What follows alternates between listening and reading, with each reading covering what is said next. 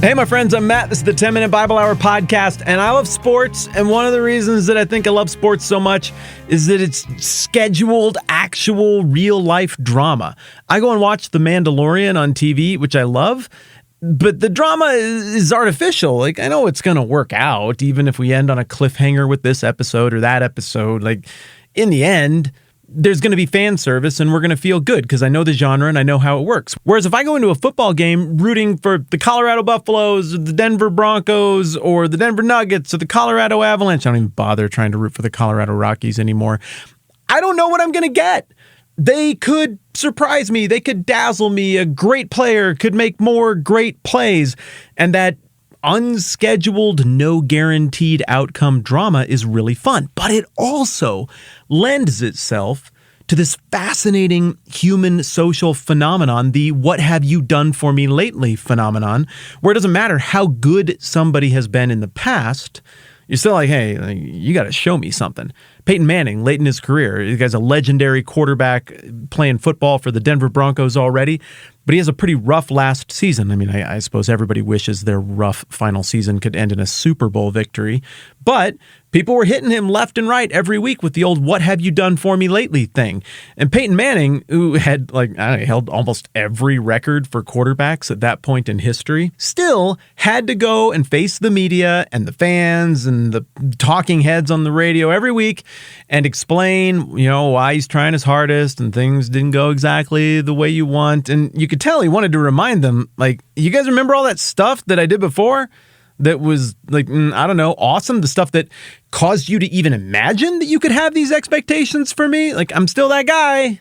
You can just go watch the tape. It was very recent. I don't know if that didn't impress you, which was literally the best quarterbacking in the history of quarterbacking.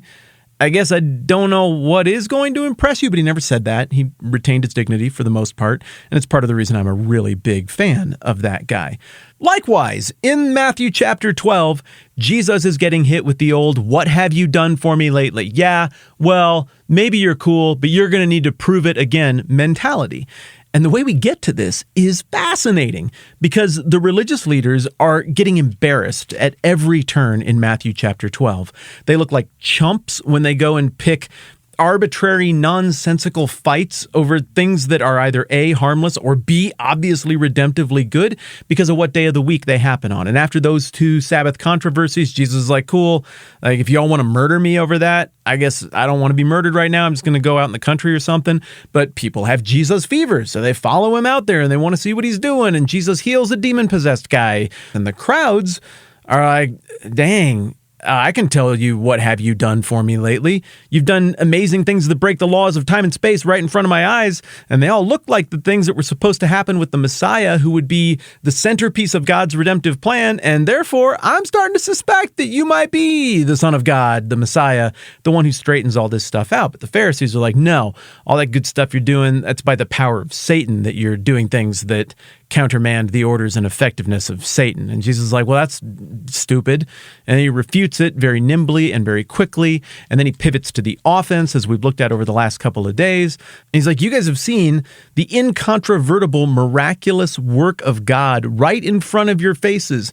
The work of God that looks just like the stuff that is predicted in the servant songs of Isaiah, that you all know that if somebody could come and do that, they are the Messiah. You guys saw that, and yet you still chose to attribute that to literally Satan. Come on. Then Jesus doubles down even harder on the Pharisees, being like, hey, you guys can't just weasel out of this, being like, oh, no, that was just a careless whisper. I didn't mean to say that. No, you meant it. And out of the abundance of your heart, your mouths are speaking. Your words are precisely representative of what is going on in the depths of who you are. And at that point, if you're the Pharisees, what do? You could leave the battlefield. That would be one option. Just, this is embarrassing. Like, come on, guys, we just need to go and regroup. But to do that is essentially just forfeit the point. Be like, Jesus was right about all that stuff, and you're doing it in front of all these people. These are the people who fund your operation and who give you credibility. They're in a terrible spot of their own making. They can't flee the battlefield. They can't really come back at Jesus and be like, what? No, that's not what we meant. Or try to argue with him on the Satan point. He crushed them on that point. So instead, They go with the role of the critic.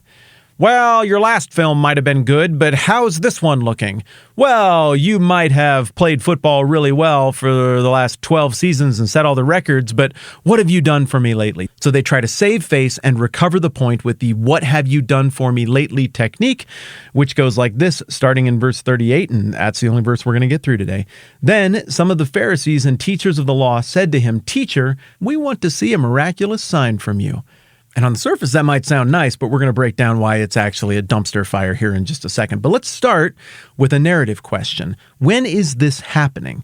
If you're reading a New International Version translation, which is what I'm drawing from today, then you'll notice the word then is the very next thing after Jesus finishes his speech at the Pharisees, calling them a brood of vipers and all the stuff that we've been talking about. But if you are in is it the New Living Translation that I saw? I think it is the New Living Translation that has it rendered as one day. So then I'm like, okay, well, that's pretty different. One day in one translation gives the impression that Matthew is doing that thing he does from time to time where he edits things together, which is totally a valid way to tell a story and to edit your book. But it does kind of change the meaning. If we mean one day, that means at some other point this happened, and we'll still glean a lot from the ensuing passage. But if then, as this word is rendered in the NIV, is the better translation, then that changes the way we interpret this exchange that's coming up a little bit, because it means that it's like the very next thing that happened in this larger tete-a-tete that Jesus is having with the Pharisees. So I've got this Greek New Testament here that I like to act like I know how to read to impress people at parties, but I secretly only sort of know how to read. And then we go to verse 38. Tau Omicron Tau Epsilon is the way it's spelled. Tote, I guess is the way you would say that. And so I don't know for sure what that word means off the top of my head. So then the next thing a hack like me would have to do is go over here to my analytical Greek lexicon. It's like a Greek dictionary, all the words that are in the Bible that are in the Greek, and I just flip to it, and there it is. Tote, not sure I'm saying that right. Of time, then, at that time, then, or thereupon. So for my money, it looks like based on these Greek resources, the NIV rendering makes more sense. It looks like this is the ensuing event, but some of my seminary professors were on the New Living Translation team, so I don't know, they probably had a good reason for doing it the way they did, and they're way smarter than me. You can make of all this whatever you want. To me, it looks like we are flowing directly from one half of the conversation straight into the next half of the conversation, but I'm not just saying that because my Reader's Greek New Testament 3rd edition Bible says that it uses that word. I'm also saying that because the context indicates that. It looks like the Pharisees are trying to pivot towards something that makes them look very charitable and open-minded to the squishy middle crowds and to the people who are following Jesus who just heard them get told off. And so they're like, okay, well, if all of these things are from the Spirit, as you say, and you say they're miraculous things, well, then just show us one of those. Go ahead and do it. Well, the problem with that is that he just did. That's the thing that spawned the entire controversy in the first place, is you had a guy who everybody in the region who knew him would have acknowledged was demon-possessed, and even if they weren't sure what to make of the spiritual side of that, as I'm sure many of us today are not quite sure what to make of it, he was definitely blind and mute. Surely people had tested that out. Surely the dude had like a family or somebody you could ask, and they all saw it get fixed, and the crowds, even the squishy middle crowds, are like, yeah, that's pretty compelling, but the Pharisees aren't. So they just got what they're now asking for. It would be like Peyton Manning throwing for 4 touchdowns and 350 yards on a Sunday, and then I ran into Peyton Manning at the grocery store on a Tuesday. I was like, hey, what's up, P-Man? Nice footballing, buddy, but I got some questions about your legitimacy and your long-term viability as a quarterback. In order for me to believe in you, I'm going to need to see north of 350 yards and 4 touchdowns next time out. Like, if Peyton Manning could maintain his composure at that point, I think he would need to look at me and be like, literally, my last outing 2 days ago meets the criteria that you have artificially created out of thin air for, quote, believing in me. Well, what do you want me to do? I haven't even had a game since then. Likewise, we get here and the Pharisees are coming back. And on the surface, again, it looks like, oh, well, that's nice of them. They're really interested in learning more about Jesus' miraculous powers and who he might be. But that's not what's happening. This is a clumsy attempt to try to save face, demanding something that he literally just got done doing, and it made them mad.